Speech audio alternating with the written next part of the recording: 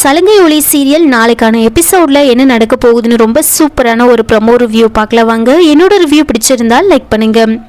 ககனும் பூமியும் மீட் பண்ணி பேசிட்டு இருக்காங்க. அப்போது நீங்கள் என்ன லவ் பண்ணுறீங்க, எனக்கு அது தெரியும், நீங்கள் என்ன கல்யாணம் பண்ணிக்கணும் அப்படின்னு சொல்ல, அதெல்லாம் வந்துட்டு எனக்கு உண்மையில எந்த ஒரு லவ்வும் கிடையாது அப்படின்னு சொல்ல, ஏன் நான் சரத்சந்திராவோட பொண்ணு அப்படின்றதுனாலையா அப்படின்னு கேட்க, ஆமான்னு சொல்கிறாங்க. உடனே பூமி, இங்கே பாருங்க, பாயிண்ட் அது இல்லை, யாரோட பொண்ணு அப்படின்றது விஷயம் இல்லை, இப்போ நீங்கள் என்ன கல்யாணம் பண்ணிக்க தான் வேணும், அதுக்கான கட்டாயம் உங்களுக்கு இருக்குது அப்படின்னு சொல்ல, ஏன் நான் ஏன் அப்படி கல்யாணம் பண்ணிக்கணும் அப்படின்னு கேட்குறாங்க.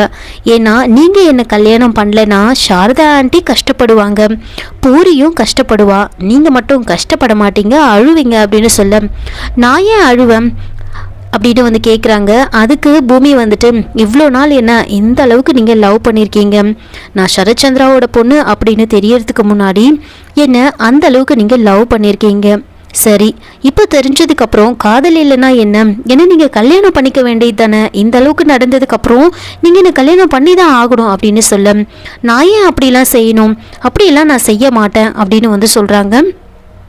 உடனே வந்துட்டு பூமி, என்ன நீங்கள் எதுவுமே தெரியாத மாதிரி பேசுகிறீங்க, ஒரு நைட்டு முழுக்க நீங்களும் நானும் ஒன்றா சேர்ந்து இருந்திருக்கோம், இந்த ஊரே நம்மளை பற்றி தப்பாக பேசுகிற அளவுக்கு வதந்தி பரவிடுச்சு, என் உயிரை காப்பாற்றின நீங்கள் என்னோட மரியாதையை மட்டும் போக விட்டுருவீங்களா அப்படின்னு கேட்க, அதுக்கு ககன் வந்துட்டு, பூமி நமக்குள்ளே எதுவும் நடக்கலை அப்படின்னு நம்ம ரெண்டு பேருக்குமே தெரியும், ஆனால் மரியாதைக்காக கல்யாணம் பண்ண சொல்லி அம்மாவும் சொல்கிறாங்க, நீயும் சொல்கிற, ஆனால் என்னவோ தெரியல கல்யாணன்ற வார்த்தை, கல்யாணம் அப்படின்ற விஷயம் எனக்குள்ளே தோணவே இல்லை அப்படின்னு சொல்லி சொல்கிறாங்க. உடனே பூமி ரொம்ப அப்செட் ஆகிடுவாங்க. நீங்கள் ஜோக் பண்ணுறீங்களா அப்படின்னு கேட்க, இல்லை நான் உண்மையாக தான் சொல்கிறேன் அப்படின்னு சொன்னதுமே, அப்போது பூமி ரொம்ப எமோஷனலாக, அப்படின்னா நீங்கள் காப்பாற்றின என் உயிரை நானே அழிச்சுக்கணுமா அப்படின்னு கேட்க, ஏன் அழிச்சுக்கணும் அப்படின்னு கேட்குறாங்க.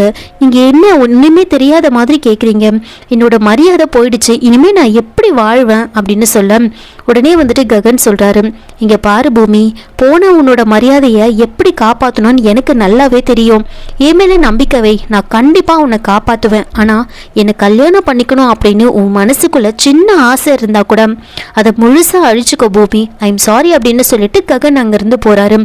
இதனால பூமி வந்துட்டு ரொம்ப அப்செட் ஆகிடுவாங்க. அதையே நினச்சி ரொம்ப ஃபீல் பண்ணிட்டு இருப்பாங்க. அபூர்வா ஒரு பக்கம் பூமியை வந்துட்டு ரொம்பவே வந்து டென்ஷன் பண்ணுவாங்க. அப்போ வந்துட்டு ககன் என்ன பண்ணுறாருன்னா ப்ரெஸ் மீட் வந்து கொடுக்குறாரு. இந்த விஷயம் அபூர்வாவுக்கு தெரியுது. உடனே அந்த நியூஸ் வந்து டிவி வந்து ஆன் பண்ணிவிட்டு எல்லாரையுமே கூப்பிடுறாங்க. பூமியும் அங்கே வராங்க. அந்த ப்ரெஸ் மீட்டில் ஆரம்பத்தில் ககன் வந்துட்டு அப்படியே பூமியை கல்யாணம் பண்ணிக்காத மாதிரி தான் பேசுவார். இந்த மாதிரி ஒருத்தருக்கு சுயமரியாதை போகுது அப்படின்னு இல்லாமல் மீடியா பர்சன்ஸ் எல்லாம் இந்த அளவுக்கு ஒருத்தரை பற்றி நியூஸ் போட்டிருக்காங்க.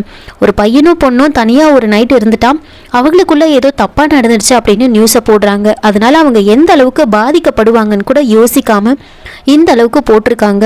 நான் வந்துட்டு மான நஷ்ட வழக்கு போட போகிறேன் அப்படி இப்படின்னு ஆரம்பத்தில் வந்து பேசுகிறாங்க. அவங்க அப்படிலாம் நியூஸ் போடுறாங்கன்றதுக்காக நான் வந்து கல்யாணம் பண்ணிக்க முடியுமா அப்படின்லாம் கேட்க, ககன் வந்துட்டு பூமியை கல்யாணம் பண்ணிக்கிற முடிவில் இல்லை அப்படின்னு ஆரம்பத்தில் எல்லாருமே ரொம்ப சந்தோஷமாக இருப்பாங்க. ஆனால் கடைசியாக பூமியை ககன் வந்துட்டு கல்யாணம் பண்ணிக்கிறேன் அப்படின்னு அந்த மீடியா பர்சன்ஸ் மூலமா வந்து சொல்கிறாங்க. இதை கேட்டதுமே பூமிக்கு ரொம்ப சந்தோஷமாயிடுது. மற்றவங்களாம் ஒரு மாதிரி ஆயிடுவாங்க. இதை கேட்டதுமே பூமி ரொம்ப சந்தோஷத்தில் என்ன பண்ணுறாங்கன்னா, ககனோட வீட்டுக்கு போகலாம் அப்படின்னு வந்துட்டு அங்கேருந்து நேராக ககனோட வீட்டுக்கு போகிறாங்க.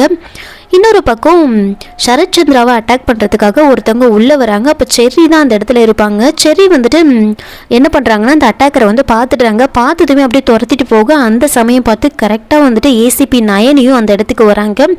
சரத்சந்திராவை அட்டாக் பண்ண வந்த அவங்கள அங்கேருந்து அடித்து கூட்டிகிட்டு போகிறாங்க. பூமி ககனோட வீட்டுக்கு போகிறாங்க. ரொம்ப சந்தோஷமாக வீட்டுக்குள்ள நுழைய சாரதாவும் பூர்ணையும் வந்துட்டு பூமி கிட்ட ரொம்ப ஜாலியாக பேசிகிட்டு இருப்பாங்க. அப்போ ககன் எங்கே அப்படின்னு கேட்க, மேலே இருக்காருன்னு சொன்னதுமே ரொம்ப ஆசையாக பூமி ஓடி போகிறாங்க. ஓடி போகும்போது ரெடி ஆகிட்டு இருந்த ககன் சடனாக திரும்ப அப்படியே பூமியும் ககனும் அப்படியே வந்துட்டு சுற்றிட்டு போய் பெட்டு மேலே போய் விழுந்துடுறாங்க. விழுந்ததுமே ரெண்டு பேரும் ரொம்ப ரொமான்டிக்காக ககன் வந்துட்டு பூமியை வந்து கிஸ் பண்ணுறாங்க. அதுக்கப்புறமா பூமி வெக்கப்பட்டுக்கிட்டே அங்கேருந்து எந்திரிச்சு போக, அப்போது ககன் ககன் வந்துட்டு கையை பிடிச்சி இழுக்கிறாங்க.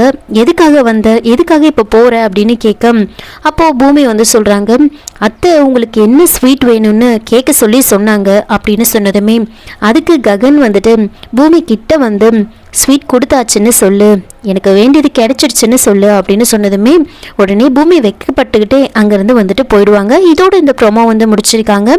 என்னோட ரிவ்யூ பிடிச்சிருந்தா லைக் பண்ணுங்கள், மறக்காமல் சப்ஸ்கிரைப் பண்ணுங்கள். தேங்க்யூ.